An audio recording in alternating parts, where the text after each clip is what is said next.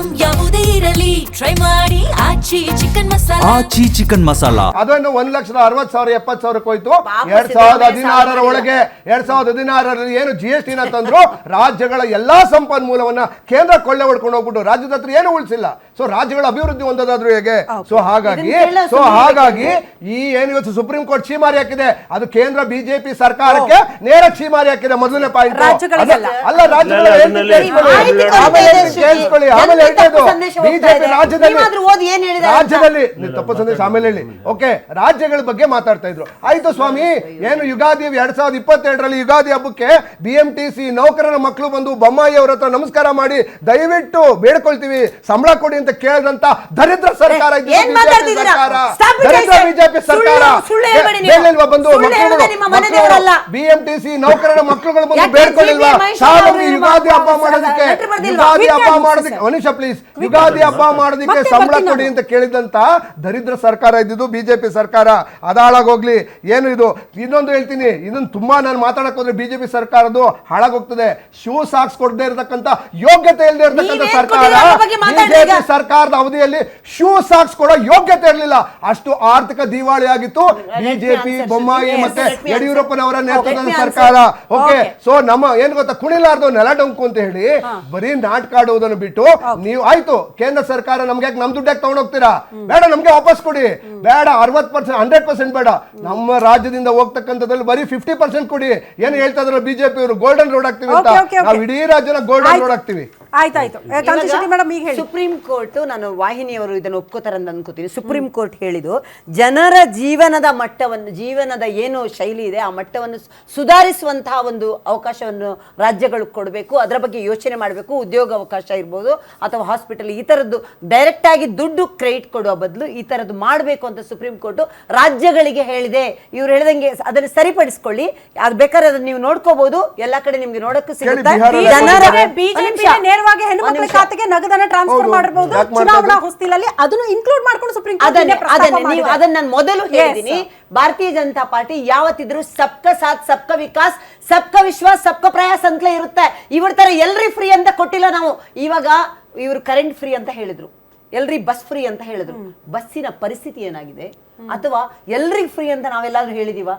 ಅಥವಾ ಅಶಕ್ತರು ಅಲ್ಲ ಸಶಕ್ತರು ನೀವು ಫ್ರೀ ಆಗಿ ಹೋಗಿ ಅಂತ ನಾವೆಲ್ಲಾದ್ರೂ ಹೇಳಿದೀವ? ಅವರು ಎಲ್ಲರಿಗೂ ಒಂದಿಲ್ಲ, ಫಲಾನುಭವಿಗಳಿಗೆ ಮಾದೇವಪ್ಪಗೂ ಫ್ರೀ, ಇವರಿಗೆ ಫ್ರೀ ನೀವು ಕೇಳಿಸ್ಕೊಂಡಿಲ್ವಾ? ಅದು ಒಂದು ಯೋಜನೆ, ಶಕ್ತಿ ಯೋಜನೆಗೆ ಸಂಬಂಧಪಟ್ಟ ನಿರುದ್ಯೋಗ ಸಮಸ್ಯೆ ಇದ್ದವರಿಗೆ ಒಂದು ಯೋಜನೆ ಜಾರಿ ತಂದಿದೆ ಸರ್ಕಾರ. ಶಕ್ತಿ ಯೋಜನೆ ಬಗ್ಗೆನೇ ಮಾತನಾಡೋಣ. ಬಸ್ಸಿನ ಪರಿಸ್ಥಿತಿ ಹೆಂಗಿದೆ, ಯಾವ ತರ ಇದೆ, ಆ ನಿಗಮಗಳ ಪರಿಸ್ಥಿತಿ ಯಾವ ತರ ಇದೆ, ಆ ಡ್ರೈವರ್ಗಳ ಪರಿಸ್ಥಿತಿ, ಅಲ್ಲಿ ಕೆಲಸ ಮಾಡೋರ ಪರಿಸ್ಥಿತಿ ಅವ್ರಿಗೆ ಏನಾಗಿದೆ, ಟೈಮಿಗೆ ಇರ್ತಾ ಇದೆಯಾ, ಅದ್ರ ಬಗ್ಗೆ ಯೋಚನೆ ಮಾಡ್ಬೇಕಲ್ಲ. ಇವರು ಮಾತೆತ್ತಿದ್ರೆ ಕೇಂದ್ರ ಸರ್ಕಾರ ಅಂತ ಹೇಳ್ತೀರಲ್ಲ. ರಾಜ್ಯದ ಪರಿಸ್ಥಿತಿ, ಮನೆ ಮುಂದೆ ಕಸಗಳ ರಾಶಿಗೂ ಮೋದಿಯವರು ಬಂದು ಬೆಟ್ಟು ತೋರಿಸ್ತೀರಾ ನೀವು? ರಾಜ್ಯದ ಇಷ್ಟು ಹಾಸ್ಪಿಟಲ್ಗಳಿದೆ ನೋಡಿ, ಇವರು ಮಾತೆತ್ತಿದ್ರೆ ನಾವು ಅದು ಕಟ್ಟಿದೀವಿ. ಫಾರ್ ಎಕ್ಸಾಂಪಲ್ ಕಾರವಾರದಲ್ಲಿ ಒಂದು ಪ್ರಜಾಸೌಧ ಅಂತ ಕಟ್ಟಿದ್ದಾರೆ. ಅಲ್ಲಿ ಏನ್ ಮಾಡಿದ್ದಾರೆ ಗೊತ್ತಾ ಶ್ರುತಿ? ಅಲ್ಲಿ DC ಆಫೀಸ್ ಬಾಡಿಗೆಗಿದೆ. ಯಾವ ತರ ಪರಿಸ್ಥಿತಿ ಇದೆ ಅಂತ ಹೇಳಿದ್ರೆ, ಇಲ್ಲಿ ರೆಡಿ ಇದ್ರು ಮೂಲಭೂತ ಸೌಕರ್ಯಗಳಿಲ್ಲ. ಕೋಲಾರದಲ್ಲಿ ಜಿಲ್ಲಾ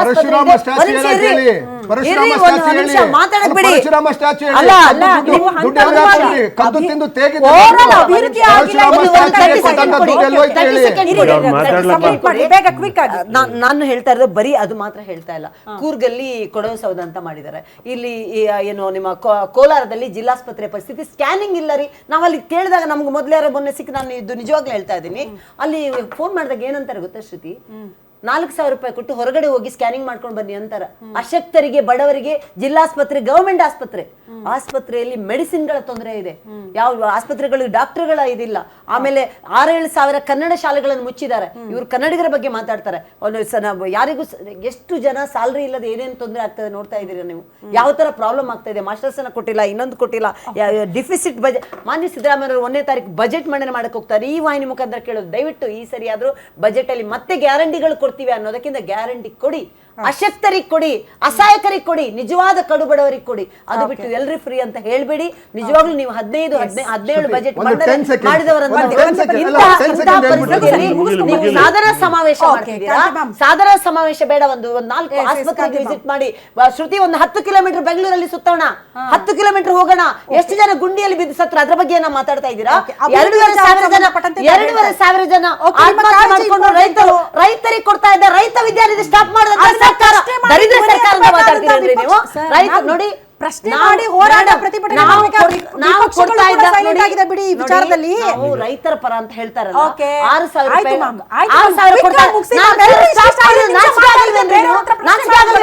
ಯಾವ್ದಾದ್ರು ಒಂದೇ ಶ್ರುತಿ ಒಂದು 5 ಅಭಿವೃದ್ಧಿ ಕಾರ್ಯ ಹೇಳಕ್ ಹೇಳಿ, ಒಂದು 5 ಇಷ್ಟು ಕೋಟಿ ಸಾಲ ಮಾಡಿಲ್ಲ ಅಂತ. ಶಿವಕುಮಾರ್ ಸರ್, ಈಗ ಪ್ರಶ್ನೆ ಇರೋದು, ಒಂದ್ ಕಡೆ ಗ್ಯಾರಂಟಿ ಯೋಜನೆಗಳನ್ನ ಎಲ್ಲಾ ಸರ್ಕಾರದವರು ಜಾರಿ ತರ್ತಾರೆ, ಮತ್ತೊಂದು ಕಡೆ ಬೆಲೆ ಏರಿಕೆಯ ಬಿಸಿಯ ಮೂಲಕ ಮತ್ತೆ ಅಗೇನ್ ಜನಸಾಮಾನ್ಯರ ಜೇಬಿನಿಂದ ದುಡ್ಡು ಕಿತ್ತುವಂತಹ ಪ್ರಯತ್ನಗಳಾಗುತ್ತೆ ಬೇರೆ ಬೇರೆ ಆಯಾಮಗಳಲ್ಲಿ. ಅಂದ್ರೆ ತಮ್ಮ ಬೊಕ್ಕಸನು ಬರಿದಾಗಬಾರದು, ಕೊಟ್ಟಂಗೂ ಇರಬೇಕು, ವಾಪಸ್ ಬೊಕ್ಕಸನು ಫಿಲ್ ಆಗ್ಬೇಕು ಅನ್ನೋ ನಿಟ್ಟಿನಲ್ಲಿ ಸರ್ಕಾರಗಳು ಎಲ್ಲಿ ಫೇಲ್ ಆಗ್ತದೆ ಅಂದ್ರೆ, ಸಿದ್ದರಾಮಯ್ಯ ಇಷ್ಟೊಂದು ಸಲ ಫೈನಾನ್ಷಿಯಲ್ ಬಜೆಟ್ ಮಂಡಿಸಿದ್ದಾರೆ. ಲ್ಯಾಕ್ ಆಫ್ ನಾಲೆಜ್ ಅಂತ ಹೇಳ್ತೀರಾ, ಅಥವಾ ಗೊತ್ತಿದ್ದು ತಪ್ಪು ಮಾಡ್ತಾರೋ ನನಗೆ ಗೊತ್ತಿಲ್ಲ. ರಾಜಕೀಯ ಇಚ್ಛಾಶಕ್ತಿ ಹೇಗಿರ್ಬೇಕು ಅಂದ್ರೆ ವೈಜ್ಞಾನಿಕವಾಗಿರ್ಬೇಕು. ಲೆಫ್ಟ್ ಅಂಡ್ ರೈಟ್ ನೀವು ಫ್ರೀ ಕೊಡುವಾಗ you must manage the funds. ಈಗ ಆರ್ಥಿಕ ಸುಧಾರಣೆ ಆಗೋದ್ರೆ ನೀವು ಈ ತರ 3 ತಿಂಗಳಿಗೊಂದ್ಸಲ 2,000 ರೂಪಾಯಿ ಕೊಡೋದು, ಸಂಬಳ ಕೊಡೋಕ್ಕಾಗಲ್ಲ, ಈ ಪರಿಸ್ಥಿತಿಗಳು ಬಂದೇ ಬರ್ತದೆ. ಈಗ ಒಟ್ಟಾರೆ ನಮ್ಮ ಬಜೆಟ್ ಅಲ್ಲಿ more than 60% goes to the salary. ಈ ತರ ನಾವು ಉದಾರವಾಗಿ ಸ್ತ್ರೀ ಶಕ್ತಿ ಇರ್ಬೋದು ಅಥವಾ ಯಾವುದೇ ಇರ್ಬೋದು, ಅದು ಕೊಟ್ಟಾಗ ಏನಾಗುತ್ತೆ, ಬಡ್ಜೆಟ್ ಸಪೋರ್ಟ್ ಇಲ್ಲದೆ ಮಾಡಿದಾಗ ಈ ತರ ಪರಿಸ್ಥಿತಿಗಳು ಬರ್ತದೆ. ಈಗ ನಾನು ಒಬ್ಬ ಉದ್ಯಮಿಪತಿಯಾಗಿ ಹೇಳಿಕೆ ನೀಡಬಹುದು, ನೀವು ಯಾವುದೇ ಸುಧಾರಣೆ ಮಾಡ್ರಪ್ಪ, ಯಾವುದೇ ಗ್ಯಾರಂಟಿ ಕೊಡಿ, ಆದ್ರೆ ಅಭಿವೃದ್ಧಿ ಕೂಡ ಯೋಚನೆ ಮಾಡಿ. You must support the infrastructure ಆಗ್ಬೋದು, ಡೆವಲಪ್ಮೆಂಟ್ ಆಗ್ಬೋದು, ಕ್ಯಾಪಿಟಲ್ ಇನ್ವೆಸ್ಟ್ಮೆಂಟ್ ಜಾಸ್ತಿ ಆಗಬೇಕು. ಆವಾಗಲೇ ಒಂದು ರಾಜ್ಯದ ಸುಧಾರಣೆ ಅಂತ ಒಪ್ಕೊಳ್ತೀನಿ. ನೀವು ರಾಜಕೀಯವಾಗಿ ಏನು ಸಪೋರ್ಟ್ ಮಾಡ್ತೀರೋ, ಏನು ಕೊಡ್ತೀರೋ ಅದು ನಿಮ್ಮ ಇಷ್ಟದ್ದು. But you must go through the budget support ಹೇಗೆ ಮಾಡ್ಬೋದು, ಅಲೋಕೇಶನ್ ಆಫ್ ದ ಫಂಡ್ಸ್ ಹೇಗೆ ಮಾಡ್ಬೋದು, ಅದನ್ನು ನಮ್ಮಲ್ಲಿ ಭಾಳಷ್ಟು ಜನ ಫೈನಾನ್ಷಿಯಲ್ ಎಕ್ಸ್ಪರ್ಟ್ ಇದ್ದಾರೆ. ಈಗ ನಾವು ಪಕ್ಷದ ಬಗ್ಗೆ ಮಾತಾಡೋದು ಬೇರೆ, ನೀವು ಜನಗಳ ದೃಷ್ಟಿಯಿಂದ ಮಾತಾಡಿ. ಈಗ ನಾವು ಇಂಡಸ್ಟ್ರಿ ಕೊಡದೆ ಎಂಪ್ಲಾಯ್ಮೆಂಟ್ ಆಗಲ್ಲ, ಅದಕ್ಕೆ ಎಷ್ಟು ಮಟ್ಟಿಗೆ ನೀವು ಸಪೋರ್ಟ್ ಮಾಡ್ಬೋದು, ಆಗ್ತಿಲ್ಲ. ಮೇಡಮ್ ಹೇಳ್ದಂಗೆ ಎಜುಕೇಷನ್ ಇರ್ಬೋದು, ಮೆಡಿಕಲ್ ಅಸಿಸ್ಟೆನ್ಸ್ ಇಲ್ಲ. ಎಷ್ಟೋ ಈಗ ನೀವು 3 ದಿವಸ ಪೇಪರ್ನ ನೋಡಿದ್ದೀರಾ, ಮೆಡಿಕಲ್ ಇನ್ಫ್ರಾಸ್ಟ್ರಕ್ಚರ್, ಮೆಡಿಕಲ್ ಔಷಧಿ ಎಲ್ಲ ಕಡೆನೂ, ಎಲ್ಲ ಗೌರ್ಮೆಂಟ್ ಹಾಸ್ಪಿಟಲ್ ಮೆಡಿಸಿನ್ಸ್ ಇಲ್ಲ ಇವಾಗ. They require more than 60,000 crores. You must all accept. ನಾವು ಇಲ್ಲಿ ಕೂತಿರೋರು ಎಲ್ಲಾದ್ರೂ ನಿಜ ಒಪ್ಕೋಬೇಕು. ಸುಮ್ಮನೆ ನಮ್ಮ ಧೋರಣೆ ನಾವು ರಾಜಕೀಯವಾಗಿ ಮಾತಾಡೋದಲ್ಲ. ಎಷ್ಟು ಮಟ್ಟಿಗೆ ಅದು ಕರೆಕ್ಟ್ ಅಂತ ನೀವು ಯೋಚನೆ ಮಾಡಿ. ಈಗ ಪ್ರತಿಯೊಂದು ಹಾಸ್ಪಿಟಲ್ ಮೆಡಿಸಿನ್ ಇಲ್ಲ. ಫಾರ್ ಎಕ್ಸಾಂಪಲ್ ಚಾಮರಾಜನಗರ ದೊಡ್ಡ ಹಾಸ್ಪಿಟಲ್ ಆಗಿದೆ, ಹಾಗೆ ಅದರಲ್ಲಿದೆ ಮೆಷಿನರಿ ಇದೆ, ಅದು ಯೂಸ್ ಮಾಡೋ ಅಂತ ಟೆಕ್ನಿಷಿಯನ್ಸ್ ಇಲ್ಲ, ಡಾಕ್ಟರ್ಸ್ ಇಲ್ಲ.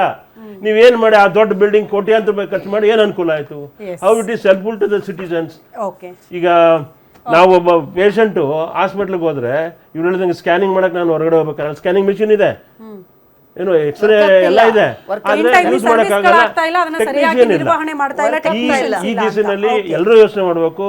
ಅವ್ರ ಆರೋಗ್ಯ ಸಚಿವರಾಗಿರ್ಬೋದು, ಸಿದ್ದರಾಮಯ್ಯ ಈಗ ಎಲ್ಲ ಬಹಳ ಪ್ರಾಕ್ಟೀಸ್ ಆಫ್ ಫ್ಯಾಕ್ಟ್ ನಿಜಾನೇ. ಪ್ರತಿಯೊಬ್ಬ MLA ಅವರು ಬಿಜೆಪಿ ಆಗಿರ್ಬೋದು, ಕಾಂಗ್ರೆಸ್ ಆಗಿರ್ಬೋದು, ಅವರು ಹೇಳ್ತಾ ಇರ್ತಾನೆ ಮಾಹಿತಿ ಮುಂದೆ, ನಮ್ಗೆ ಬೇಕಾದಂತ ಸವಲತ್ತು ಬರ್ತಿಲ್ಲ, ನಂಗೆ ಸಪೋರ್ಟ್ ಬರ್ತಿಲ್ಲ. ನಾವೆಲ್ಲರೂ ಕೂತಿದ್ದೀವಿ, ರಿಯಾಕ್ಷನ್ ತಗೊಳ್ಳಿಲ್ಲ ಅಂತ ಅವ್ರನ್ನೂ ಕೂಡ ಮಾತಾಡಿಸ್ತೀನಿ. ನಿಮ್ಮೂರಿನಿಂದ ವಿಶ್ವ ಮಟ್ಟದವರೆಗೆ ರಾಜಕೀಯ, ಸಿನಿಮಾ, ಸ್ಪೋರ್ಟ್ಸ್ ಯಾವ ಸುದ್ದಿಯೂ ಮಿಸ್ ಆಗಲ್ಲ. ಬರೀ ಸುದ್ದಿಯಷ್ಟೇ ಅಲ್ಲ, ಜೊತೆಯಲ್ಲೇ ಇರುತ್ತೆ ವಿಶ್ಲೇಷಣೆ.